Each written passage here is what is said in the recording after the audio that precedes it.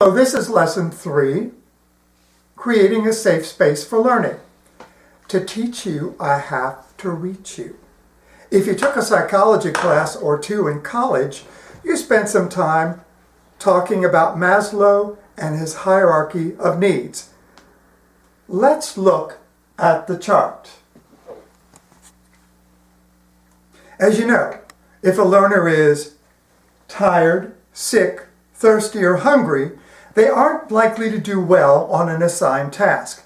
Think about the times in your life when you were lacking in one of those basic needs. As a young teacher, my biggest challenges to life were when you were lacking in one of those basic needs, such as money to pay rent, buy food, treat personal illnesses, maintain or arrange personal transportation, and pay bills.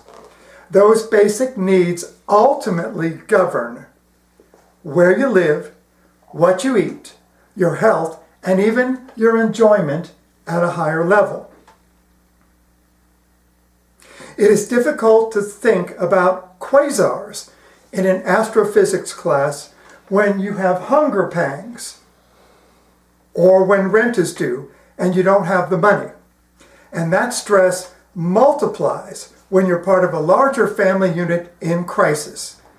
Basic needs outweigh everything else. As we move up the ladder of needs, we move away from physical needs to move to states emphasizing personal safety, social interaction, and emotional balance. With the amount of violence in and around school campuses, it is not surprising that both students and teachers might feel some unease. In addition, weather issues are a concern where there could be physical danger. For some individuals, floods, fires, earthquakes, and volcanoes are a threat to daily life while attending school. Humans are social animals. We want to share, collaborate, and explore the way we relate to others. Certainly, the limits for contact set on us by COVID-19 have had long-standing negative effects. School districts have all kinds of rules in place for sexual harassment and bullying, but the fact is that a learner can still feel left out, even with legislative guardrails in place. Students with health challenges might try to mask their concerns for fear of being ostracized or critiqued by others. We have no crystal ball in which to view the inner distress of the people around us. We have to rely on the observable behaviors of others to know how they're doing. Many years ago, I took the Boys Town behavior management training. We used very scripted language to help move learners with unregulated social behaviors to places where they could use language to mediate their feelings and express their needs. Notice that this system revolves around what you say, with the idea that words can change actions, which in turn can change thoughts.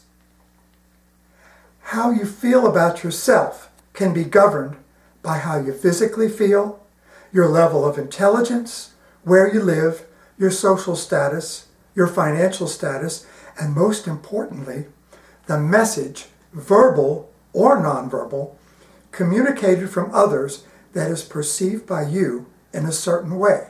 Remember that Vygotsky stated that socialization is a crucial part of learning, and that hinges on socialization.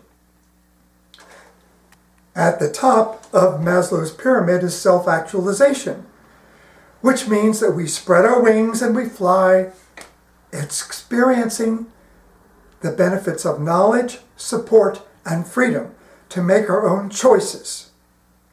As Vygotsky would say, we are able to successfully construct our own meaning of life from what we've experienced. So, how does this help us to meet the needs of learners that are all over the chart with Maslow's hierarchy of needs. For some, it might mean having a few snacks available in class. I had one student who actually bathed daily at school and got a fresh change of clothes. We have food pantries for children so they can take canned goods home. We have school supply drives, winter coat drives, shoe drives, and holiday gift drives to try and help meet basic needs. We have safety and security drills and procedures in place in many public buildings. TSA staff members screen passengers prior to boarding planes. As educators, we are charged with providing safety and security to our students. The qualities needed to do this are sensitivity, openness, consistency, predictability, and a sense of humor. If we can provide those things, then we are providing a safe space where students can be independent, risk-taking learners. Take a moment to reflect on how you create a safe space for learners in your classes, and indeed, how your school district works to meet all the needs of learners.